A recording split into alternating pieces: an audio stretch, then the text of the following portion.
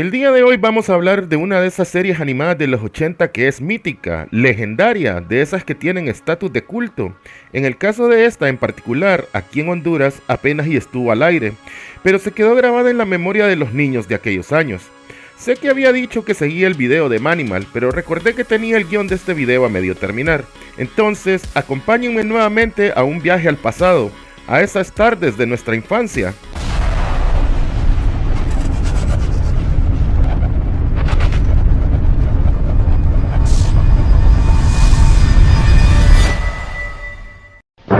Es una época en que la magia es más poderosa que la ciencia, y solo los que controlan la magia controlan el destino. Ellos son los Visionaries. Los Visionaries, caballeros de la luz mágica.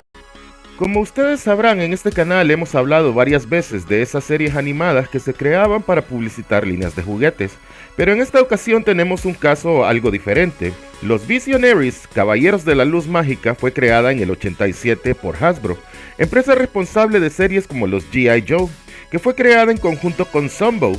Los Visionaries sería el primer proyecto sin la ayuda de Marvel para animar, y en cambio se contrataría al estudio japonés TMS o Tokyo Movie Shinsha para animar esta serie. Este estudio, que es bastante famoso por animes tales como Same del Duende Mágico.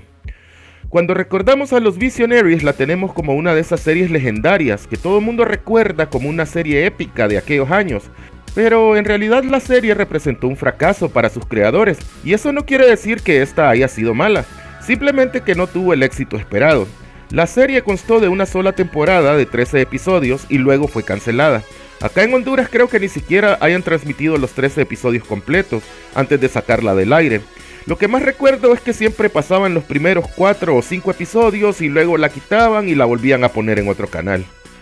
La trama de los Visionaries no se desarrolla en la Tierra, sino en otra dimensión y otro planeta llamado Prismos, en el cual habita una sociedad altamente tecnológica y futurista, hasta que un día toda la tecnología con la que contaban deja de funcionar, debido a que un día los 3 soles del planeta se alinean y la radiación generada por el fenómeno causa algo así como un pulso electromagnético, lo que hace que toda la tecnología quede inservible, por lo que la sociedad vuelve a una época equivalente a la época del feudalismo, de caballeros y castillos, y la gente recurre al uso de la magia antigua para poder sobrevivir. Un día, el mago Merklin hace una invitación a todos los que quieran obtener acceso a la magia, a una competencia en la que van a tener que superar varias pruebas y obstáculos. Muchos de los participantes perecen en el intento, pero los que logran sobrevivir son premiados con poderes mágicos, que consisten en tótems animales únicos, los cuales son colocados en la placa del pecho de la armadura de cada caballero. Este tótem les permite tomar la forma del animal asignado a voluntad. Algunos de los caballeros también reciben bastones mágicos, que les conceden poderes adicionales que se activan cuando el portador del bastón recita un verso o hechizo especial. La desventaja de los bastones es que solamente pueden utilizarse una vez y luego debían ser llevados donde Merklin para poder ser recargados de poder. Luego de que la competencia termina, básicamente hay 2 grupos de caballeros, uno que está formado por gente buena y honesta, los cuales van a ser los protagonistas de la historia, y que al unirse se nombran a sí mismos los caballeros espectrales. El segundo grupo, formado por criminales, van a ser los antagonistas de la historia y se hacen llamar los caballeros Darkling. Su objetivo es eliminar a los caballeros espectrales y quedarse con sus bastones mágicos, para así poder someter a la gente y gobernar el reino de Nueva Valarek.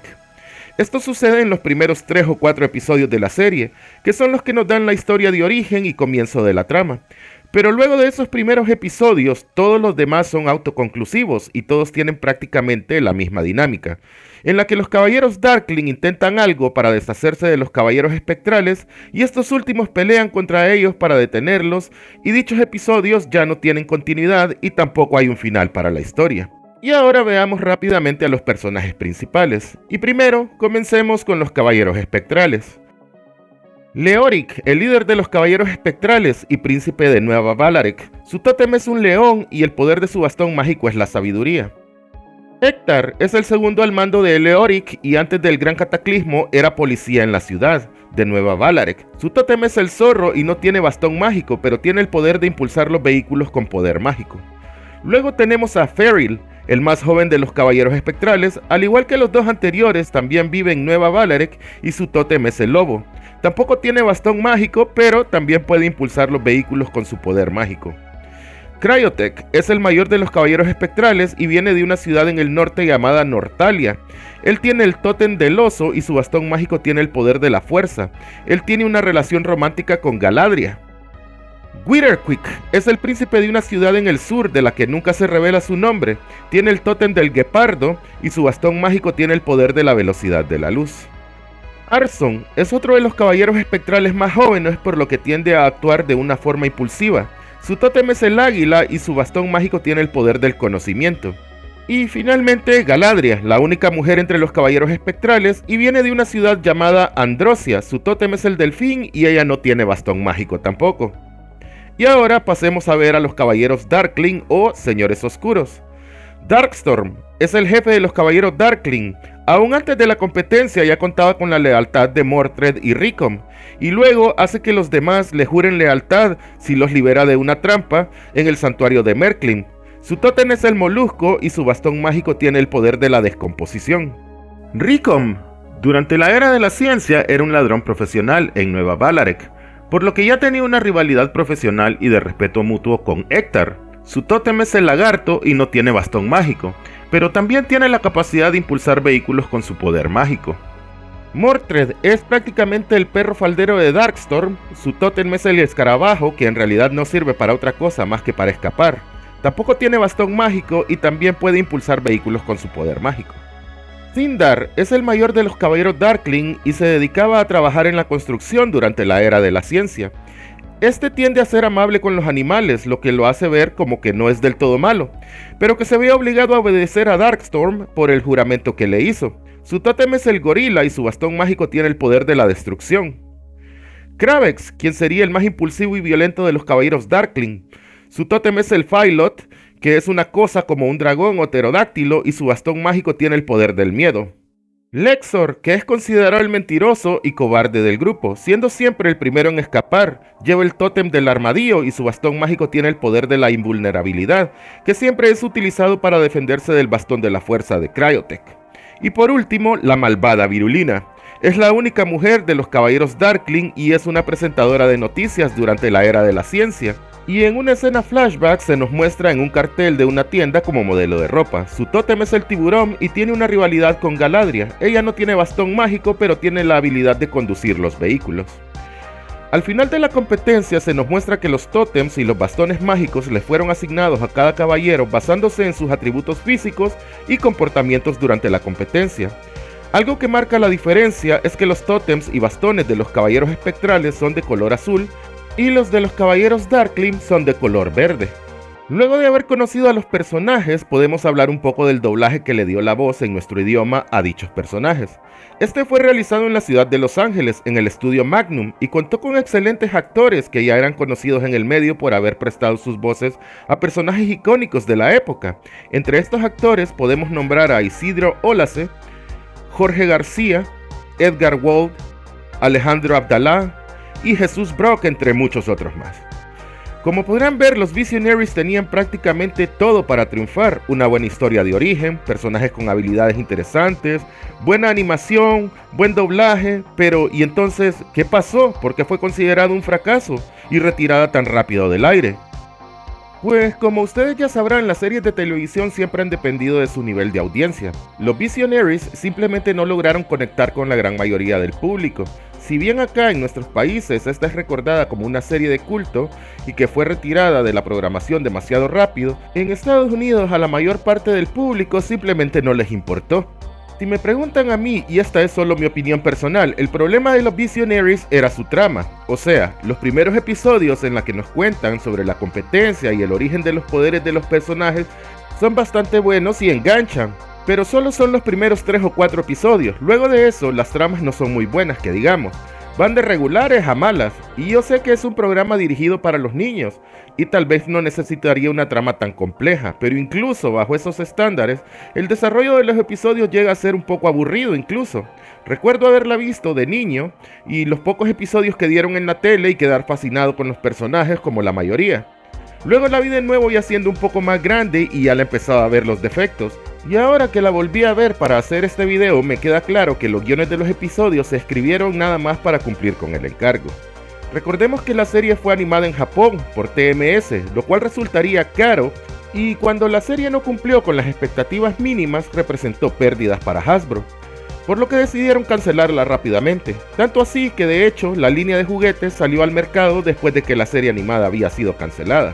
La línea de juguetes constó de los 12 personajes masculinos y 4 vehículos. Cada uno de los personajes venían con stickers holográficos en el pecho y en los bastones, lo que según Hasbro estas figuras eran caras de producir, por lo que solamente duró un año antes de ser cancelada en 1988. Pero además de la serie animada, se publicó una serie de cómics por el sello Star Comics de Marvel. Esta iba a ser una miniserie bimensual, que iba a tener una aventura de 4 partes, la cual quedó inconclusa ya que el cómic se canceló luego de 6 números solamente. Según la información del internet, el primer número era una adaptación del primer episodio llamado La Era de la Magia Comienza. Pero luego la historia es completamente diferente de la serie animada. Bueno, yo me imagino que quienes estaban escribiendo los cómics se dieron cuenta de que las tramas de la serie animada no estaban tan buenas que digamos. Algunas diferencias eran que los Visionaries podían usar el poder de sus bastones de forma ilimitada y una vez transformados en su forma animal, estos tenían la apariencia natural de dicho animal, no eran verdes y azules como en la serie animada. Y bueno amigos, este es un buen momento para pedirles su ayuda, para que este canal siga creciendo. Según las estadísticas de YouTube, solo el 11% de las personas que ven los videos del canal están suscritas. Actualmente, al momento de haber grabado este video, el canal tiene un total de 18.800 suscriptores. Así que les pido que le den al botón de suscribir para que el canal pueda seguir creciendo. Y así, ojalá pudiéramos llegar a los 30.000 suscriptores al final de este año. Pero bueno, continuando con el tema, luego de la cancelación en el 88, esta serie quedó abandonada hasta el año 2015, cuando Hasbro anunció que quería crear un universo cinematográfico en el que combinaría varias de sus propiedades. Entre ellas iban a estar los Visionaries, Mask, Micronauts, los G.I. Joe y Rom, el Caballero Espacial. Varios escritores fueron contratados para desarrollar las historias, pero 2 años más tarde la mesa de escritores fue disuelta y no se ha vuelto a saber nada de este proyecto desde ese entonces. Como dije antes, esta serie tenía todo el potencial y me encantaría que la revivieran, pero que se tomaran la molestia de escribirle una buena historia. Me parece a mí que una trama con continuidad le funcionaría mejor a una serie como esta. Una historia que haga que el espectador quiera saber qué sigue después, y que se le dé más trasfondo y desarrollo a los personajes, y no solo unos cuantos episodios sueltos que no tienen mucho que ver los unos con los otros. Y bien, con esta información concluimos otro viaje por los carriles del tiempo. Pero ahora, como de costumbre, es tu turno. Decime en comentarios si viste esta serie, cuándo se transmitió, decime dónde la viste, o qué tan popular fue esta serie en tu país. Y antes de despedirme, quiero decirles que he estado pensando en sacar una línea de merch o artículos del canal. He pensado en una línea de camisetas con imágenes de las series de las que hablamos en este canal. Ya saben, cosas como el Festival de los Robots, Mask o el Galáctico. O también he pensado que una opción podrían ser una línea de stickers que podrían llevar también personajes de los que ya hemos hablado en este canal. Pero díganme ustedes en comentarios si estas serían cosas que les gustaría o les interesaría adquirir, para así darle seguimiento al proyecto. Por favor, no se olviden de darle like al video y compartirlo con sus amigos que también disfrutaban de esas tardes y series legendarias. Y por favor, no se olviden de suscribirse. Ayúdenme a llegar a esos 30.000 suscriptores y activen las notificaciones para que no se pierdan ningún video. Porque aquí en Nostalgia Geek es donde tus recuerdos cobran vida.